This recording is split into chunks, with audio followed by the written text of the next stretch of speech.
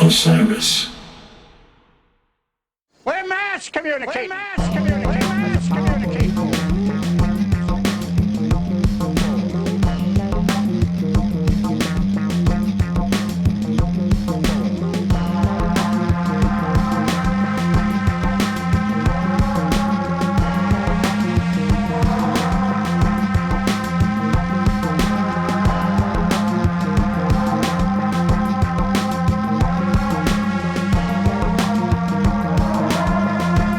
Welcome back to Touchdowns All Day. I'm your host, Max Dawson, joined today by our co-host, John Barber. How's everybody doing? John, Yes. It's been a minute. You did a tour. It has been. Dude, biggest tour since I don't know when. I don't even know when. Since 1927. Seriously. It was done on trains and Zeppelins. I mean, it felt like that. It felt like that from time. 18 shows, 34 sets, 16 cities, 6 states. According to Mark, biggest tour in 15 years, and it was during the virus season. So how are you feeling? Oh, I don't know. I never get sick. I don't get viruses. No, they don't affect me. I brought this up because last year in the winter tour, you got a virus and you couldn't sing for 2 shows. You had to fast. You had to go through the whole thing. Yeah, I remember that. What was that? I don't even remember what that was. I don't know what that was. I think I was just like living too hard. You know what I mean? Honestly, yeah. I don't know if I was really. I was sick though. I had like a major flu that would kill a normal person, but for me, it was just like I can't talk for a couple days. But yeah, I never get sick. My people who know me know this about me. Yeah. Well, I was not as fortunate. You saw me stumble out of the mission. You looked so like pecked, I think is the word for it. I think green was the color of my skin. John, I walked outside, called an Uber, and didn't even make it to the Uber, just proceeded to spray all over the back loading dock at the mission. Oh my God, really? And then had the worst 24 hours of my life. It was like an ayahuasca experience. I was hallucinating. I was reevaluating all of my life choices. Right. I feel like a new man afterwards, but I'm sure, right? It is a little cleansing in a way, right? But I missed the triumphant finale of the West Coast leg of the Bubble Tour. You guys absolutely destroying the mission. It was hot. I mean, it was hot. We've been to the mission before. I've never seen the mission that dialed in, the crowd that just like B4L focused, eating up everything. Granted, I only made it a song and a half into the show, but during those, 30 minutes, it seemed like you guys had arrived. How did it feel in the mission that night? The energy was high. The vibes were high. It felt like there was a lot of people in Colorado that really wanted to see the Biscuits play, that had been waiting for a full West Coast tour and listening to all the shows. So it just felt like everybody was really, I think when you said dialed in, it really felt that was what dialed in feels like. Yeah. And then there was a bunch of people who had seen a lot of tour shows, who I'd been seeing on the West Coast tour in a lot of places, who all flew in for the closer. And, that was why the mission was just packed. I mean, it was the energies. Everybody was in such a good mood. It was just fun. It was really fun all the way around. There was a bunch of great shows on the tour, and yet the band still manages to hit higher highs on the next show we go to, right? The next show is always a little higher high than the highest of the high from last time. So, yeah. Enjoyed it. So what were you feeling on this tour in terms of gear, guitars, songs, snacks? What would just define this tour for me? A lot of things. Yeah. Where do you want to get started? Where do you? I have thoughts in all categories. Let's start with guitars. I was seeing the Gibson a lot on stage on this tour, but the Parker was coming out and the Orange Bird, and I mean, you were using everything in your toolkit, but I definitely was noticing a lot of spots where the Gibson was being played.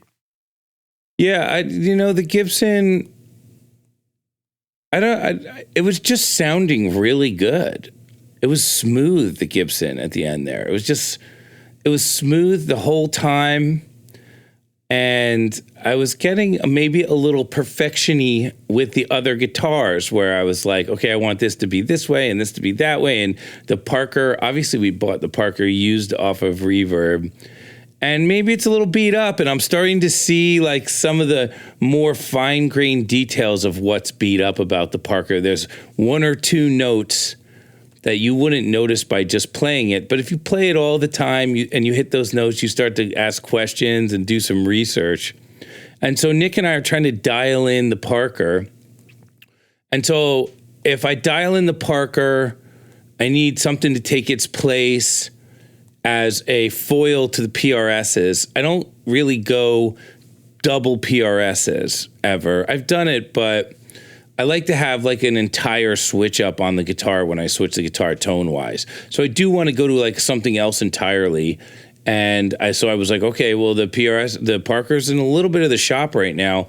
Let me put the Gibson in rotation. And then, the Gibson came off the bench and, did a Saquon Barkley 60-yard with a full spin run down the field. It was just like that run that Saquon Barkley did early versus the Commanders. That's how the Parker felt on stage every single night. It was hard not to go back to it over and over again. Yeah. The guitar synth from the Helix sounded fantastic, and it felt like you were doing a lot of exploring in your guitar synth playing. I feel like that was one of the kind of definitive sounds of the tour. Not that it hasn't been in the past, but I saw you really digging in there and doing some cool stuff.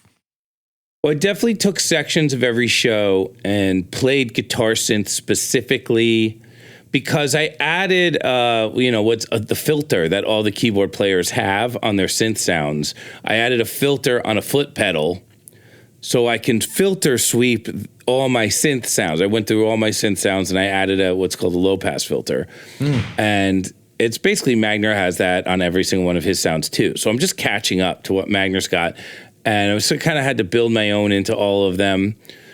And then boom, then you have it. And then suddenly it's like, okay, I can go to this synth and I can play this synth. And if it gets a little too out of the mix, I can just low pass filter and sweep it a little bit and make a different sound out of it that way. And so that was the big upgrade to the synth sounds on this tour, was that every single synth sound got a low pass filter. Credit to Brownie for pointing out to me that I needed to do that, for being like, yo, you got to put a low pass on your thing, dude. Just, you need to be able to filter sweep. And then he would go over to his bass sound and be like, look at me, I'm filter sweeping. And then he'd be like, why aren't you filter sweeping? And I was like, I don't know. Maybe I should filter sweep. Everybody's doing it.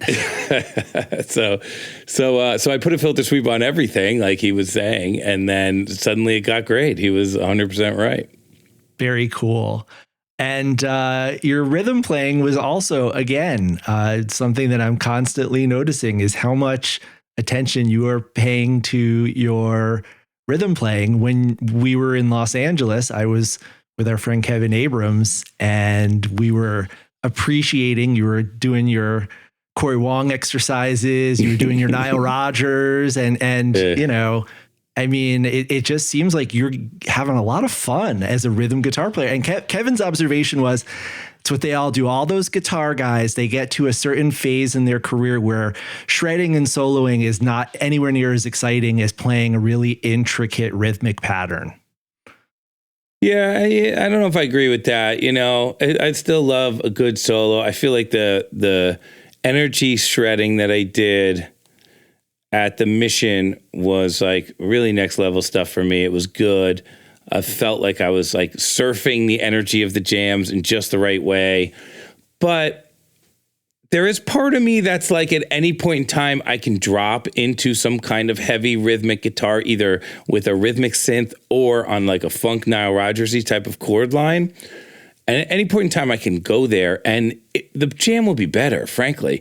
If, for instance, the Biscuits were to like increase the size of the band by one player, I think what I would want would be somebody who's literally just playing like different funky rhythms along with all the jams all night long. You know, that would be something the Biscuits. So I noticed on guitar, like at literally any point in the jam, unless I'm leading the band with a melodic idea, at any point I could just hop into some rhythmic funk and it'll be good for everything. So I did that a lot on this tour. I don't know why, but it felt good whenever I did it. I felt like the jams got bigger whenever I would do it. Well, maybe you need to start working on rhythmic guitar with River. Bring him up like Van Halen did with Wolfie. Yeah. And in 2 decades, he'll be ready to step in as the fifth Biscuit. I know, right?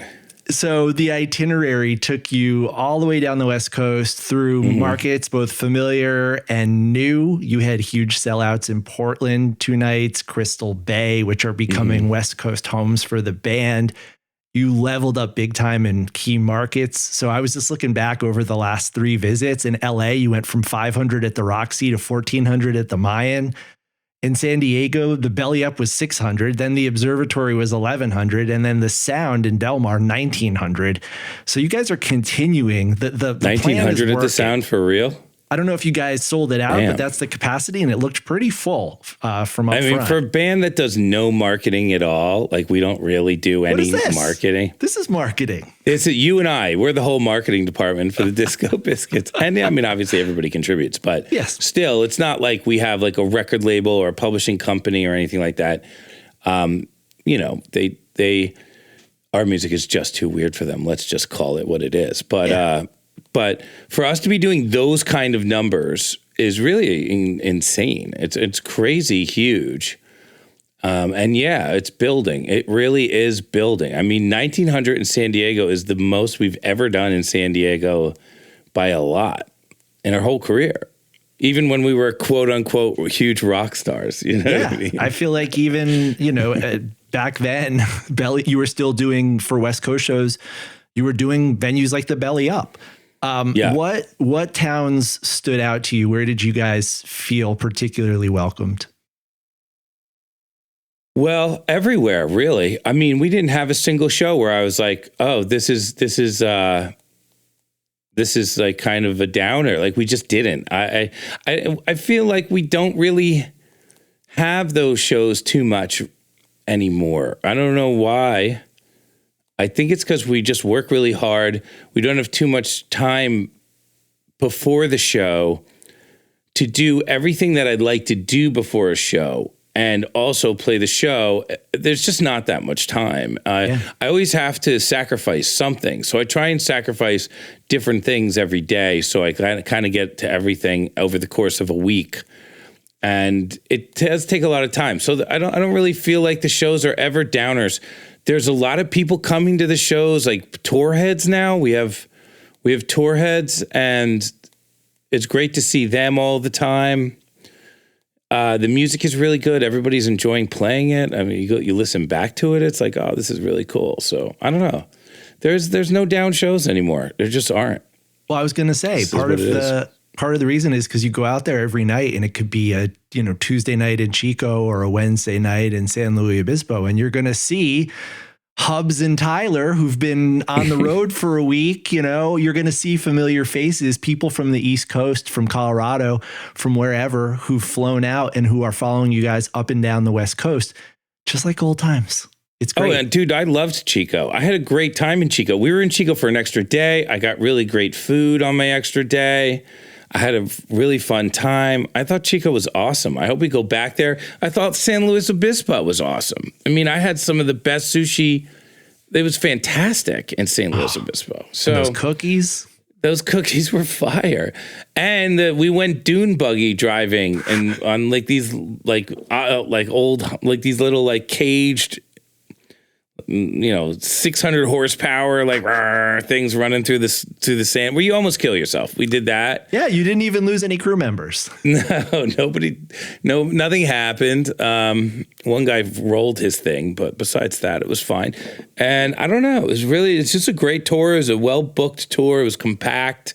There was a couple days off when you really needed them. And there's people coming to the shows no matter where they are. And that is just awesome. Also, something of note, the rotation of the band is a whole week at this point. Yeah. So it's hard. Like it takes us another week to play it, to get back to the same song again. So the shows are different every single night.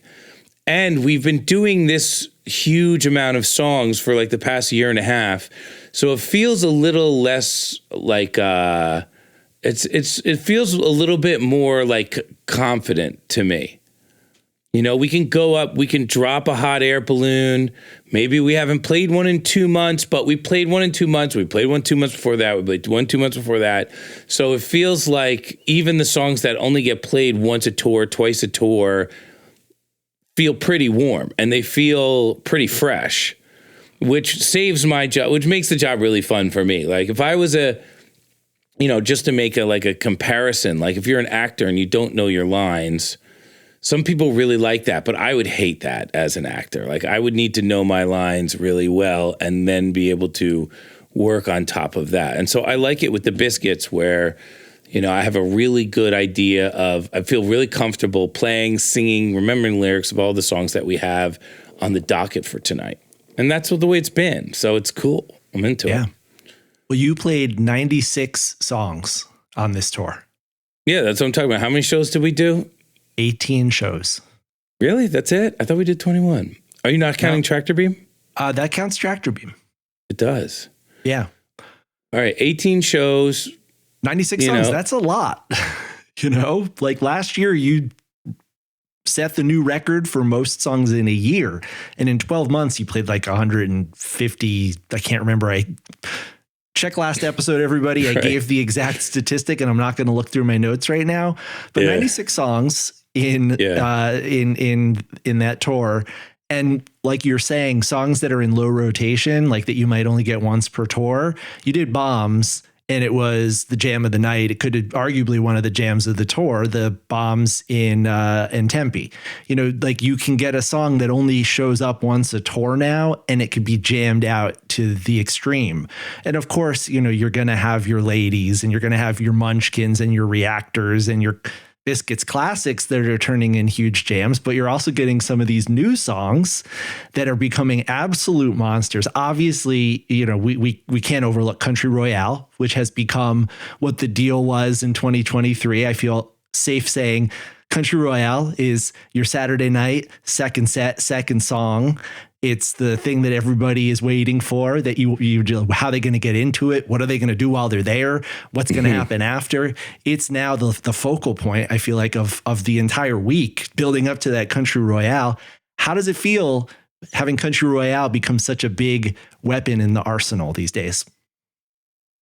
I feel that way about a lot of songs. I mean, I feel like Country Royale, we played in the first set still. I mean, in Mission, we played it in the first set. But yeah, the jam has been really great for Country Royale. I listened to some versions of it and it just felt very 70s, like happy disco.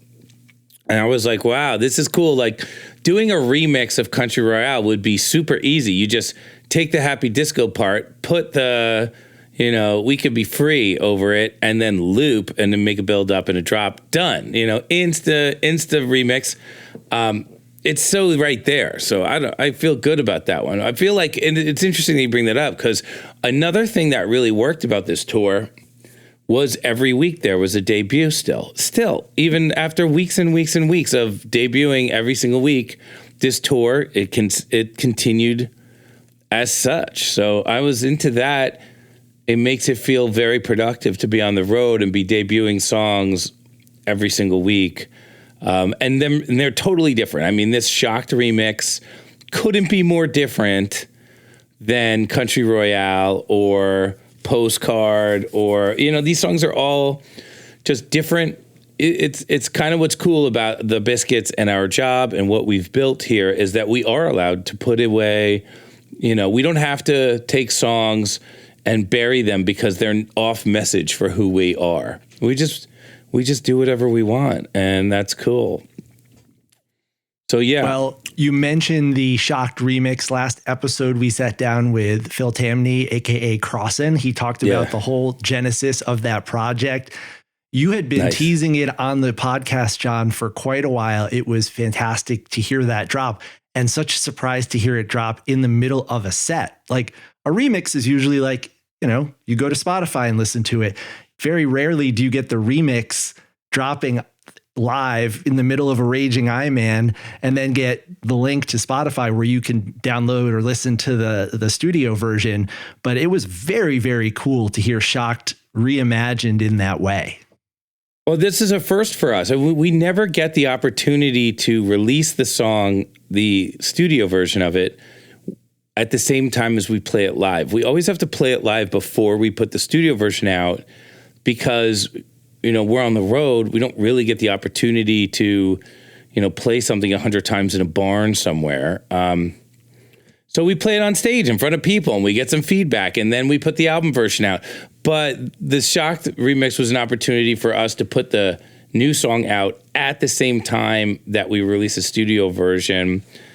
And it's kind of like a new Great Abyss vibes, you know, it like fills that spot of like an open techno-y song that stays techno the whole time and is kind of fun to dance to and be a part of. It's not like a whole lyrical odyssey, like a Fiddler or a Deal or even a Country Royale. It's more of a dance party moment.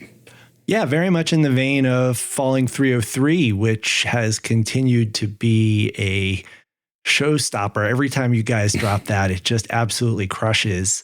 People do want to know, though, will we ever see a Falling original version again, or is Falling 303 just sort of eclipsed it?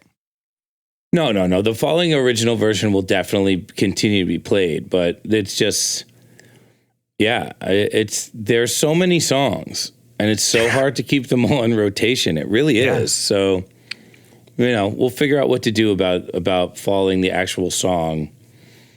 I think there were some conversations at the end of tour about playing Falling straight up, and then Falling 303 got put in its spot at the last minute because we were like a little low on dance music in the set.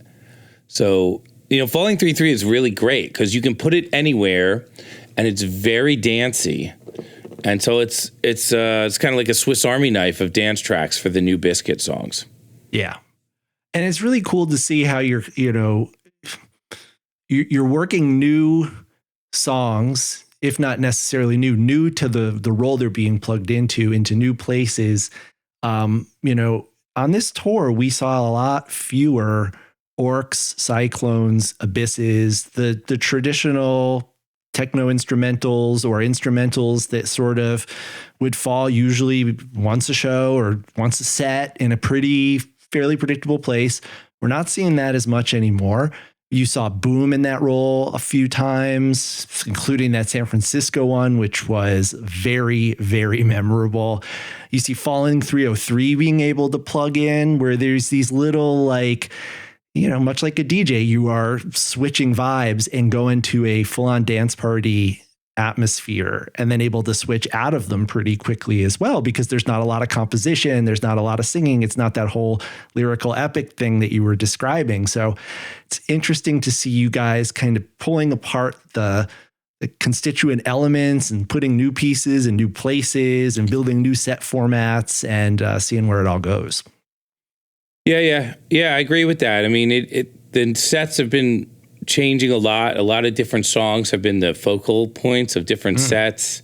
A lot of the standard focal points that you just listed have been left off the table for this tour, so we can kind of create new ones, and that's what's been happening. And these new songs are really stepping up to the plate and cranking home runs. I mean, we were in Flagstaff. There was a lot of people there who had never seen the Biscuits before. There was Lotus fans there. Yeah. There were people who from Flagstaff who just like, you know, they were like, I'll check this out type of vibe. And when we hit Shocked Remix, the whole room was hands in the air, like techno show type of moment where I was looking out to the crowd and I was like, oh, yeah. You guys know how you were a little confused before because you were at a jam band show and you weren't sure who we were. And now you're at a techno show, you're at a stand and you know what to do. You know what the motions are. And then we went back into at the Warfield. I saw that happen in San Luis Obispo when you guys played Leave Me Alone. It is instantaneously accessible to the first time Biscuits show attendee. When you drop in, whether or not they're an EDM fan, those songs tell you one thing. They say dance. Yeah. And you see people who were previously maybe kind of, standing off to the side having a drink. They put that drink down and they start migrating up toward the stage when you hit one of those dance party songs. Speaking of new songs under your spell, got 5 workouts and lots of fun placements for that one. You mentioned to me backstage one night that you felt like it was still one piece away from being where you wanted it to be. And I wanted to know, what's it going to take for you to get that song over the hump? I just have to add the one part that I want to add. I know exactly how it goes. I just have to play it a couple of times somehow, either alone or with the band or both. And, it's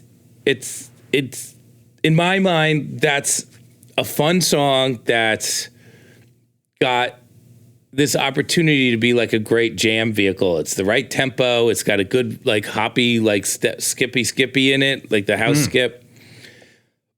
And the chorus is great. And so there's a lot of energy in that chorus. So the question is, what to do with that. And I really want to have that energy from the chorus launch into a jam that goes into more energy. And I know how to do that now. I just haven't, I got to sit down and just take care of business and do that. But, that's my life, is the million different musical things that I have to do every day. It's crazy. Yes. Well, and the other song that had its Biscuits debut, we've heard it before in the Barber Magner mostly acoustic duo context, is Postcard. And Postcard, talk about a hard departure from the 2025 sound, but you managed to launch into really cool jams after all of the versions you played. You mixed it up. You had it in the middle of sets. You had it as a great encore in Los Angeles, where it kind of did the kitchen mitts thing, where like the soft landing, you think you're going to get let down easy, and then boom at the end, right into an up-tempo jam to finish the night. How are you feeling about Postcard as a Biscuits song? I love it as a Biscuits song. I mean, I got so many messages from people. I never get messages from people saying the lines that I got after Postcard, which was like, I listened to this and cried. And so many people send me that message. I was just like, okay, all right. Listen to this and cried again. Another person, listened to this and cried. Okay.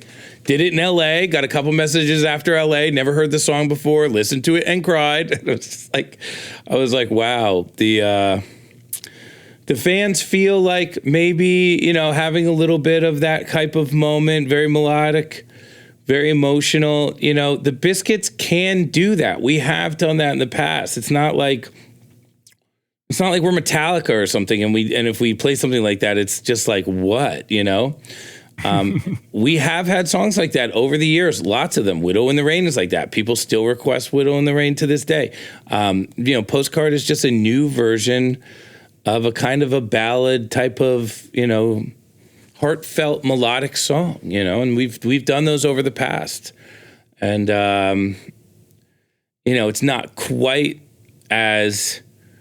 it's not quite where Eulogy was. Like, I don't even think it's at the edge of a spectrum for us. I think it's still inside, where we've gone total over the career. I mean, you have like a News for Nowhere, which is way out there.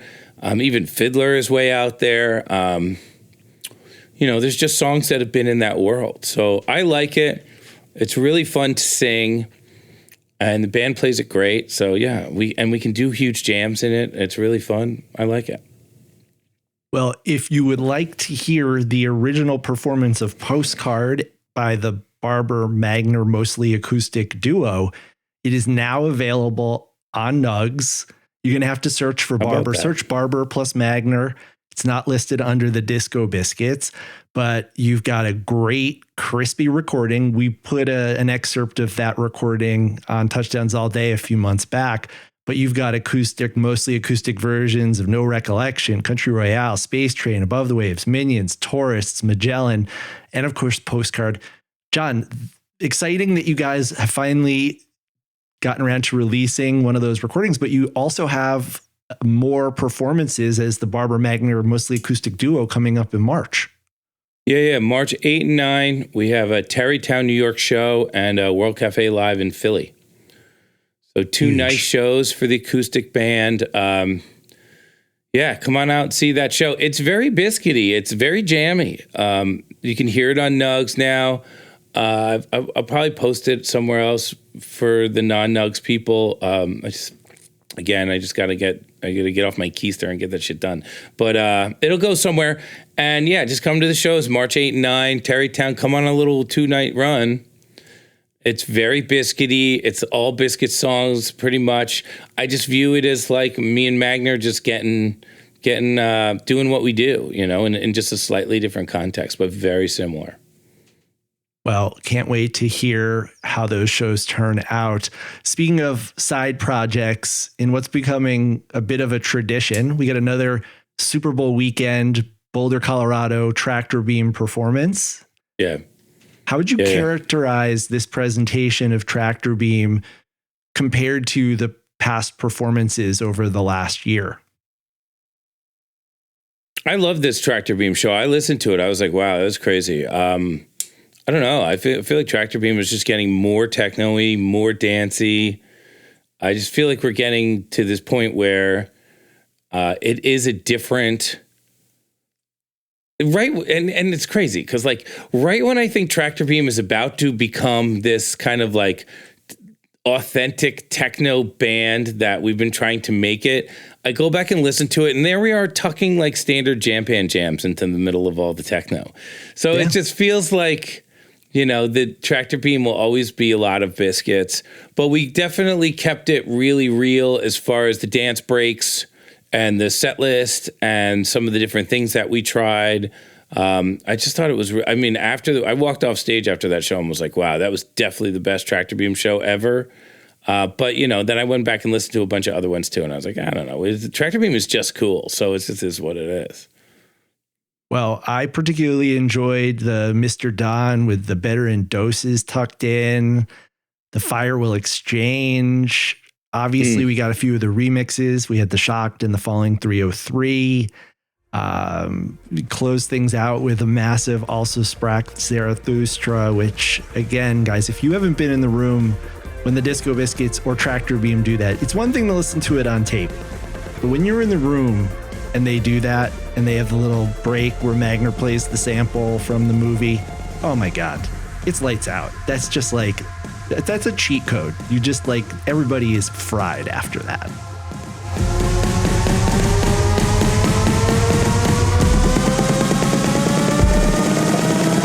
All my circuits are functioning perfectly. Yeah, that song's wild. Our 2001 version is kind of crazy. It's different. A lot of bands do 2001. Fish obviously does an iconic version of it that is very similar to the original iconic version of it. And we just made our own different thing going on. So, that's very cool. It's a hard song to get wrong. I mean, everybody who does it is like, this is the best. This is the best song. It's hard to... it's hard to screw it up. Like, just think about the fact that you can just put some humans in monkey costumes with some bones and have them just run around randomly on a beach hammering the sand with the bones, and then put on 2001, the symphonic version along with that, and people will be like, this is the best movie I've ever seen. This is very profound cinema. You know what I mean? You press mute on that and you say, this is atrocious. I can't believe that somebody put this out in movie theaters. You put the music on, boom, suddenly it's like this is like a bad episode of Quantum Leap without the music. The second you have the music, it's like, oh wow, this is art. This is total art.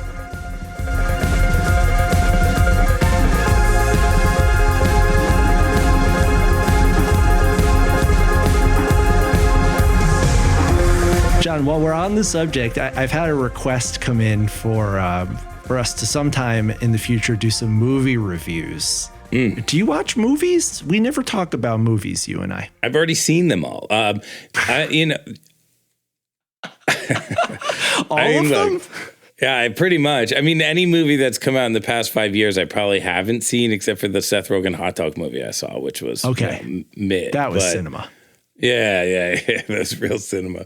But I don't know. You know, I've recently been watching the TV show Severance. I don't know if you've seen this show. I'm right there with you. I'm almost done with the first season. You're right behind me. You're almost there, because in a week you're going to be done, and that's it. They only have like halfway through season 2. But I'm really happy with that show. I'm really enjoying that show. And I watch Survivor, obviously. Still, I'm like the last guy to still watch normal Survivor. And whatchamacallit? Yeah, I mean, look, what movie you want to talk about? I'll talk about any movie in the game. I can do some prep. I can watch a movie as prep. We'll work on that for a future episode, but we had a specific request from Ian LaSamurai who said, I just want to hear Barber talk about movies. He's a big cinephile, and he wants your take. I don't know, maybe we'll go through the Oscar nominees. We'll go through the AFI 100 top films of all time. We can do anything. This podcast, we could literally talk about anything we want. Well, why don't you ask him what movie he wants us to start with, and we'll start with that movie. You know, Touchdowns All Day Movie Club. That's what we'll do. Yeah. We can do movies. We can do other people's music. We can do movies. We can do all sorts of. It's a podcast. We don't have to be so all about the biscuits. You know what I mean? It's just a band. It's kind of boring. Yes, it's just a band. It's a dance music band. Do you have a favorite movie of all time?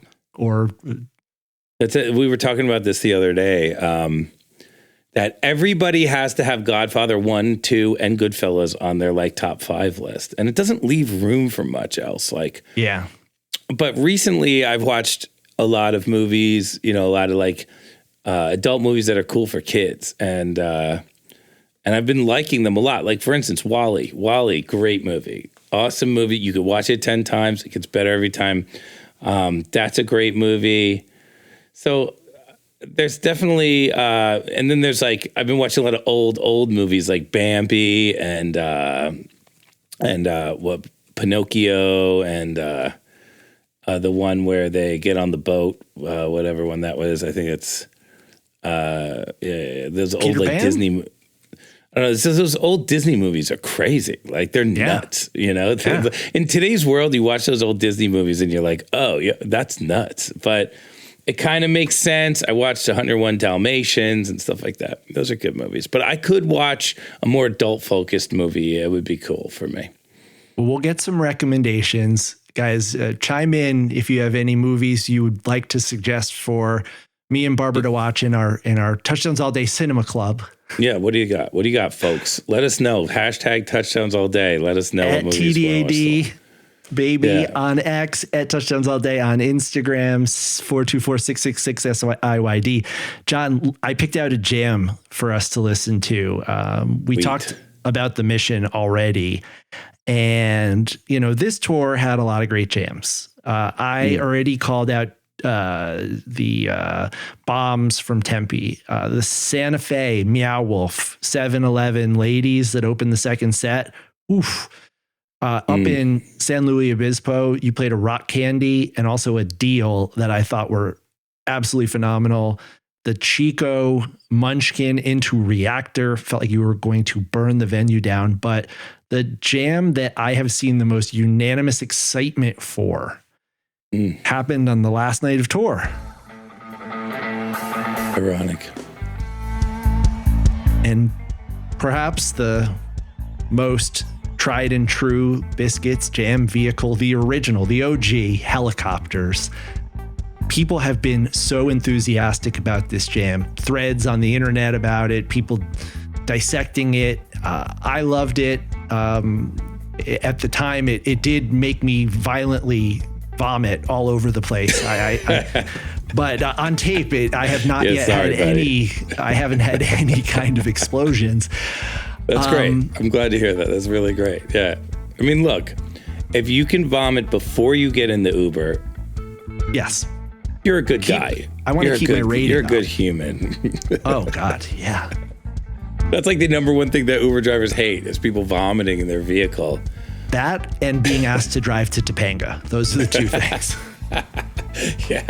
I mean, if I was an Uber driver and you were like, yo, could you take me to Topanga? I'd be like, just vomit in the car and then let's just stay here. It's fine. You can vomit in the car this time. No Topanga though, please. Please. So, according to Joey, he, in order to get you guys in spirit at the mission, played for you a Helicopters jam from the past, from Bonnaroo 2008, I believe. That's right. Yeah, he did. To sort of set the stage for what he had in mind. Is that something that you guys do regularly? And how do you guys just sit down and like put it on your phone? Do you do it as homework? How do you draw that inspiration from a past jam that Joey picks out for you? I mean, look, if the band was good at homework, we probably would have, succeeded more in school. It's not a homework group, but I think Joey has this thing where like he doesn't really have the musical vocabulary to like be like, well, you're playing this and so he doesn't even go there. He just pulls up the music that sounds good to him and says, recreate this, and that's a real Joey way of doing it, actually, and it works really well. We've done it inadvertently over the years, of course, because we listen to our stuff and then we're like, oh, we should do this again. But he does it as like a matter of process. And so he's doing it all the time. And so now it works really well as far as a way to communicate with the band members, let's recreate something of this ilk.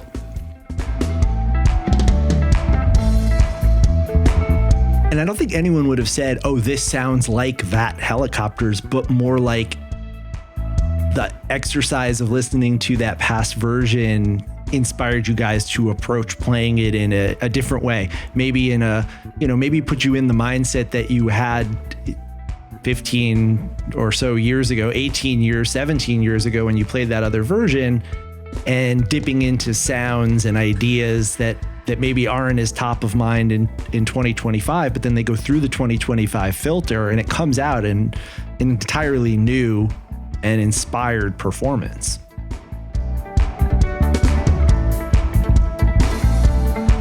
Yeah. I mean, look, this is a swingy piece of techno right here with the nice clap. This is a nice 2025 Bisco techno experience for sure.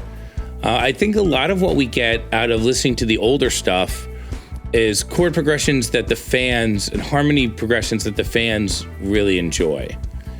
And so we don't have to like create a harmony progression in the jam, which we do all night long anyways, but it's nice to have some target harmony progressions to go to that we know are going to work really well and that everybody's kind of like agreeing at some point when we get to this progression, we'll loop it a few times, nobody's really dialing it into a specific moment, but in the back of everybody's head, it's like, okay, we listened to that backstage. So when we hit that, let's elaborate on that and not try and find something else, because sometimes we do have the thought as a band, oh, did that already. What else can we do? And Joey has this real ability to be like, you did that already, do it again. You know what I mean? It's like a different statement. We're always looking for something new. And he's like, well, these are moments where it's worth it to, run it back, as they say. Yeah. Joey's like the run it back filter,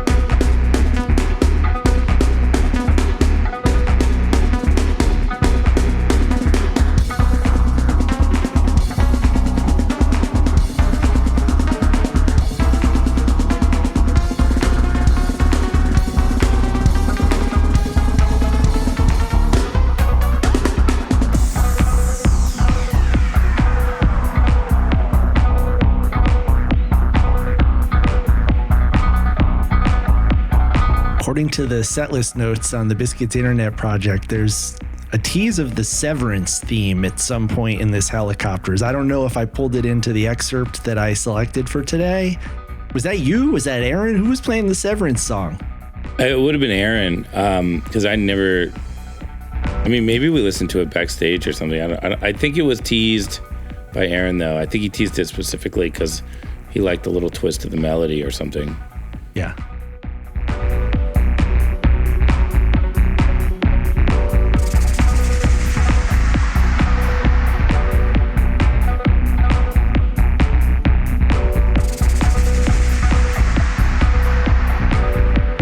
I like this. This is fun.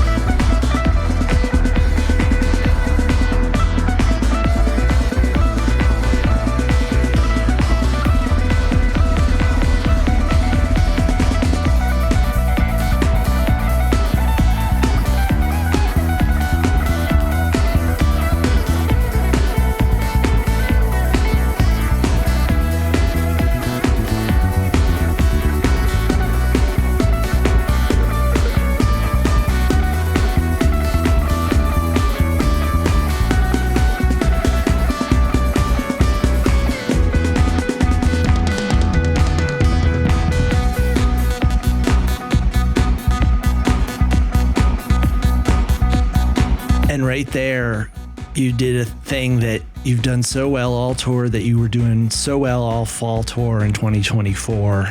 You slide into the Country Royale territory, but you don't let us have it for like another 6 or 7 minutes. You know, it's obvious we're heading into Country Royale, but you just draw it out so beautifully so that by the time you actually hit the opening riffs of Country Royale, the anticipation in the room has built so much and there's just an eruption to hear that first line. Yeah, I mean, it seems like it was building nicely throughout, and we kept doing the stepping it up for each peak, which was great. So I feel like that really worked. It was very funky all the way through. It was super dancey all the way through. That was what I liked the most about it. That was some swampy house beats. I like that stuff. Very, very good. That grainy bass going wow, wow. It's just so sick. I love that. Yeah, that has become one of Mark's most effective tools these days. I always associate it with the Dino Baby sound. I don't know if it's the exact Dino Baby patch, but when Mark drops into that tone, it has a thickness to it that just really moves the crowd. Yeah, I mean, that's that Rezzo sound. That's the one that he sweeps, where he's like, hey, you got to get a sweep too. That's a great sound. It's a great vibe for the band. It's very funky, so I'm into that tremendously. Now, John, you've got like a week left before you are back out on the road to close out the Bubble Tour. Yeah. And you're hitting a litany of some of the top markets and venues on the East Coast that you guys play, including a return to a storied venue in Biscuits history, the Starland Ballroom in Sayreville, New Jersey. Yeah, now, that's crazy, right? The Starland Ballroom. Now, mind you, all this took place during the time when I was not around, so I only know the legends. And the legends, as they pertain both to the music that has been played in that venue, the wheel shows, the bust outs, the debuts, the crazy spontaneous jams, but also to just the fan activity in Sayreville, the legendary debauchery that has taken place at the hotels near the venue. It is a place that occupies a very prominent position in the collective imaginary of the Disco Biscuits community. So I was wondering, do you have any favorite Sayreville memories to share? Well, I feel like we played a really great C2B at Sayreville once. I don't know which one it was at. I mean, it was a long time ago. The fans were really hyped back then. I mean, we were just young and crushing back then. Yeah, there was a greatest C2B back there. It's a cool stage. It's a big room. It's surprisingly large. I don't know what, as far as specific melodies, I smashed a guitar there, which was weird. But you gotta smash a guitar every once in a while. Come on. I don't know. It's good. It's a good venue. I always liked it. I always liked playing that spot. I always liked the Sayreville experience. And it's a place where you guys, it seems like, have always done lots of special stuff. I'm referring to those wheel shows. I'm scrolling through some of these set lists. You got Super Mario Brothers jams. You got 3-set shows. You've got, crazy debuts and bust outs. I think that, if I recall correctly, that's where you guys brought Gangster back after debuting it and playing it once in 2002. Anything about for someone like me who's never been there, like, help me understand why Sayreville always brought out the best in the Disco Biscuits and the fan base. I don't have an answer to that question. I don't know. Some venues just do. I don't know what else to say. I mean, I think some venues are just kind of tuned in the keys that the bands play in. And there are some venues that are like that for us. The Fox was always like that for us. It's just, I guess I've stopped thinking about that as much as I used to, but Back in the day, I think Sayreville's probably in the key that we play at Nokia or PlayStation. That's in a key that we play it. And there's a lot of venues that we just crush. And it's because it like vibrates in a warm and friendly way with the music the band is playing. Yeah. But I think it's something like that. It's like a little bit beyond our control. You know, it's just here we are playing music, and whenever we play something, it vibrates in a good way with the rest of the band. And everybody's hearing it and feeling it together. And so everybody's feeling very confident that where we're going is a good, warm, positive, friendly, vibrating, good place to go to. And then everybody gets real confident. They kind of play out of their head a little bit because things are working. You know, gotcha. So, hey, maybe it's something like that. I don't know. It could be as similar as that. Well, we will see. March 14th and 15th, 2025, Starland Ballroom, Sayreville, New Jersey, discobiscuits.com/shows for all the info. And we are working on a special Touchdowns All Day about the Starland Ballroom in Sayreville, New Jersey, bringing back John Goldberg, keeper of the Plan C archives, who's going to pick out some of his favorite Sayreville moments. And we are also asking you guys, the Touchdowns All Day listeners, to chime in with your favorite Slayerville stories. We've already had a number of great calls into the hotline, 424-666-SIYD. A bunch of people hit me up on Facebook and Fantasy Tour with their great memories and stories. So we're going to do a Sayreville special between now and those gigs to get everybody primed and in the right mindset, because those are the last shows that are on the books until June. And we need to end out this bubble tour on a high note. Totally. Yeah. That you just got me riled up. Yeah. You know, what are we going to do at Sayreville that's going to be extra cool so that people are like, can't wait till June. You know what I mean? That's the opportunity for the band. Can we do something so cool at Sayreville that people are just like, what? Yeah. What? I like this. You get me jazzed up. You get me crazy. Yeah, well, good. I like it. This is good, Max. You're doing your thing. I like this. I'm doing my thing. See, this is marketing. I'm going to go take a shower. And this is a deep cut. Might not be familiar with many of the Touchdowns All Day listeners, but the talent buyer at the Starland Ballroom, you know who booked you guys there? Flacco, Jake Zufnarowski. Oh, really? Yes. Oh, my God. Flacco, dude. Woo. Jake Zufnarowski, former talent buyer of many places, including the Wetlands during the huge rock star, heyday. By the way. Huge rock star. I mean, the biggest rock star there is. Frontman for Truckin', the heavy metal tribute to the Grateful Dead. A legendary figure in Biscuits history. We'll hopefully be having him on Touchdowns All Day real soon in the future too. He's a chatty guy. You know, the funny thing about him is he was the guy who did the tickets at the Wetlands when we played the Wetlands and nobody knew who we were. And he looks like Joey Ramone. And so we would just be like, who's Joey Ramone who does the tickets? And he was like a typical like New York, like, you know, like too cool to talk to you thing, right? And I think we went in and like flyered the whole room, and he was like, what are you guys doing? Like, you're making a mess in my club and stuff like that. So yeah, we've known Flacco since the very, very beginning of our career, pretty much. Yeah. And he came around to being one of the Biscuits' biggest supporters in the industry. And so it's a great full circle moment. Back to the Starland, back to playing in a Flacco venue. Can't wait to see what you guys have in store. But John, before that, last question before I let you go is, I know you've only been off the road for a few days and you're about to go back at it, but I also know you never stop working. What have you been working on? New songs, remixes, live albums. I know you have a million plates spinning. Give us a little bit of a preview of what you've been up to since you've been home. Well, this week I'm singing all the vocals for our new Disco Biscuit album, and hopefully... So every day, except for today, because today is my kid's birthday. So today we went to his school and did a whole thing. But yesterday, day before, tomorrow, day after, in the studio in Philly, recording all the vocals. We go back into the studio as a band in literally like 10 days or something from now, and cut more songs.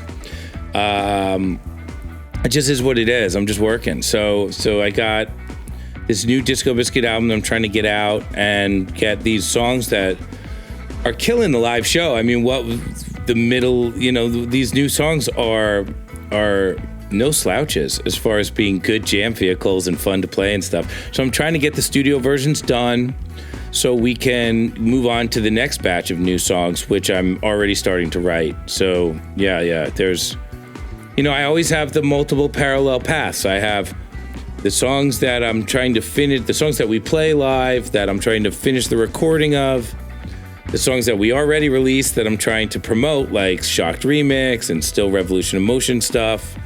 And then there's stuff that I'm writing that's like about to go into the band and maybe go to stage. And then there's the stuff that I'm writing that's not even ready for that yet. It's just like, let me grow some good ideas. And so I'm always doing all 4 of those things, or 5, however many that was. I'm always doing all of those things at the same time. This week, very focused on singing as well as I can so I can make this album, you know, really great to listen to. And the lyrics are already done and stuff, so a lot of that stuff has been done. And so yeah, it's fun. It's an easy week for me. I drink tea and sing the songs over and over again. It's just, like, literally couldn't be an easier job this week. But it is, you know, you got to go. You got to do the work. You know, you have to show up. You have to you just got to do the work. It feels very clutch. Like when you think about. So I'm watching the show Severance, right? And in the show Severance, each person gets cut into 2 people. That's what the severing is, right? There's their office you and then your home you.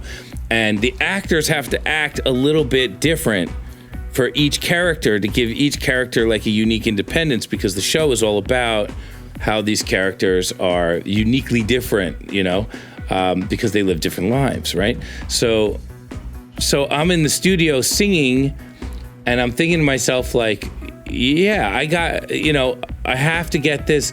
Like, I sang To Be Continued on Revolution in Motion album like 600 times. You know, it was like take 488 was the one that I ended up going with, right?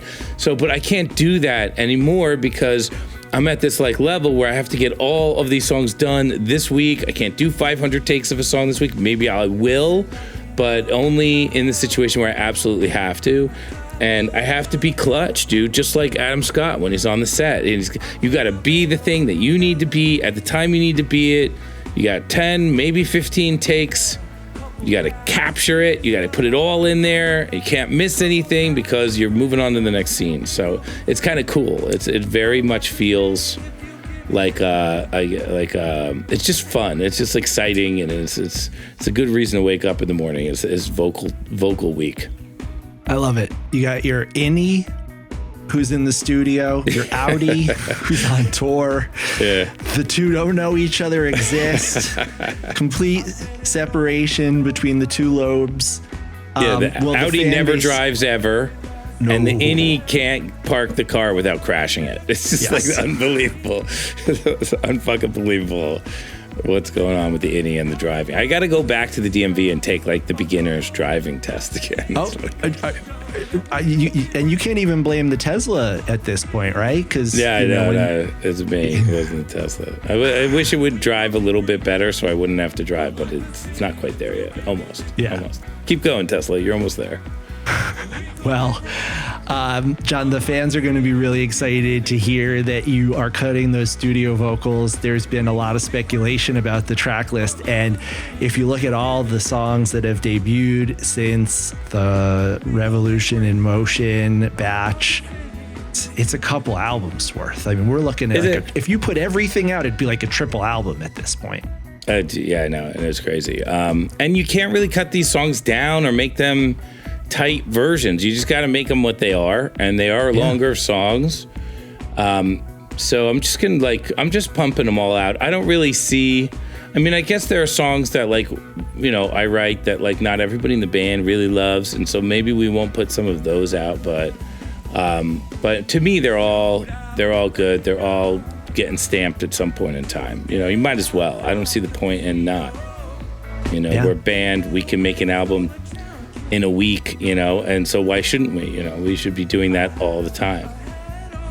Well, can't wait to see what makes the cut for the The next album, do we have a working title? Is there any? I mean, like, you know, we have the space opera. This is the horny opera. We know that all the songs all the horny songs are getting recorded now. Yeah. I mean, yeah, well, whatever you guys, the horny opera, whatever you guys want to call it. I mean, look, it's easy to write songs about passion, you know, as people want to write about passion, different types of passion. And we maybe captured that. What is the name of the album? I don't know. I was thinking about album titles the other day. I didn't come up with anything that I really liked, but I don't know. Take a shot at it right now. Let's. I'll put you on the hot seat. What's your name of the album right now? I like an album that is named after the biggest song on the album. I would not mind if you named the album Ring the Doorbell Twice. I'm just gonna say. I thought you were gonna say. And it's you thought I was gonna say Dino Baby. No. I like Ring the Doorbell Twice. I think Ring the Doorbell Twice, apart from being, you know, obviously our 2024 song of the year. I mean, look at the Mission second set. It was huge. The place was going crazy, dude. But it's a suitably for the Biscuits oblique, like. It sounds like it means something. Who knows if it does? It's evocative, it's suggestive.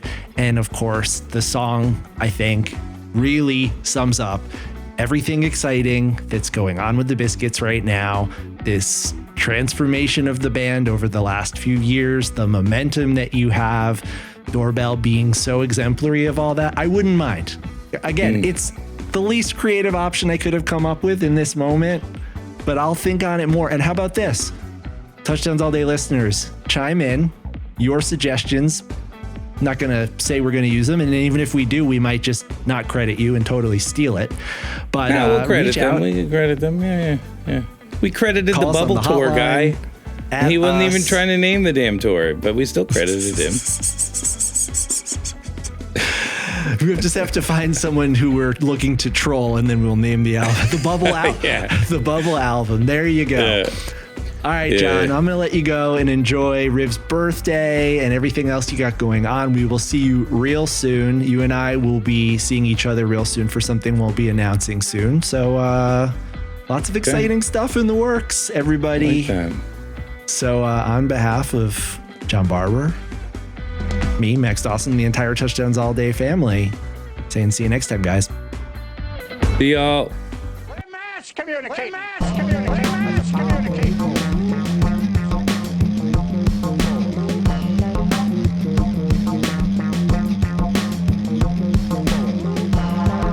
Touchdowns All Day is an Osiris Media production. Check us out on the web at www.touchdownsallday.com. This episode was written, produced, and edited by me, Max Dawson, and mixed and mastered by Matt Dwyer. Check us out on the web at www.touchdownsallday.com and use the hashtag touchdownsallday on all social platforms. Barber and I would love to hear from you. 424-666-SIYD, number to call, especially if you've got a Sayreville story. You could also reach us at Barber Shreds, and I'm at FY Maxwell on all social platforms. And we are at TDAD Baby on X and at Touchdowns All Day on Instagram. This and every episode of Touchdowns All Day wouldn't be possible without the contributions of many women and men, including the Disco Biscuits Road Crew, Ben, Pat, Nick, Brian, Rich, Dane, Amin, Herm, and Tara Gracer. The band itself, Mark, John, Aaron, and Alan. Ben Baruch and Andrew Kaplan at 1111 Management. The Touchdowns All Day Advisory Committee, Andy Bazzani and Mike Walsh. Russ Tabes, Dave Cook, Scott McClintock, Think Tank Dubs, Rich Steele, Ian Armstrong, John Goldberg of Plan C, John Polides, and Colleen Stern, and our newest member, Ryan Ryonix. Coaches, Joey Friedman and Steve Martocci. Our multimedia producer, Alex Mazer, New Springfield Boogie. An extra special thanks to my partner, Ava McMahon. Love you, babe.